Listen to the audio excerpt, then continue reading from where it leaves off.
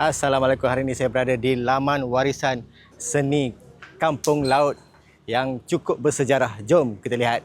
Masjid Kampung Laut merupakan masjid kayu tertua di Malaysia yang telah pun diberikan nafas baru dan dibuka semula pada tahun 2022 untuk orang ramai. Masjid ini mengekalkan seni tempatan yang cukup indah dan juga tenang dan damai ketika menunaikan solat di dalam masjid ini. Seni tempatan yang diagungkan menjadi tanda mercu rakyat Kelantan.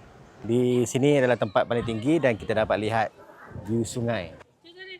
Dari atas kita dapat lihat pemandangan Sungai Kelantan dan juga beberapa kedai kopi dan juga ruang untuk makan.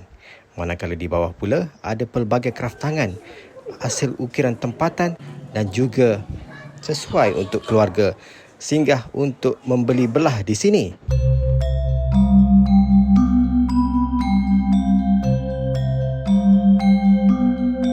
Okey, setelah ronda-ronda kat dalam, siapa yang nak serunding boleh beli dekat belakang ni. Fahmi Serunding. Sekian dulu perkongsian di Laman Warisan Kampung Laut ni. Jadi sesiapa yang datang tumpat, tak sah lah kalau tak singgah kat sini. Salam jumpa lagi. Jangan lupa untuk follow vlog daripada Ilham Fly Studio. Bye-bye.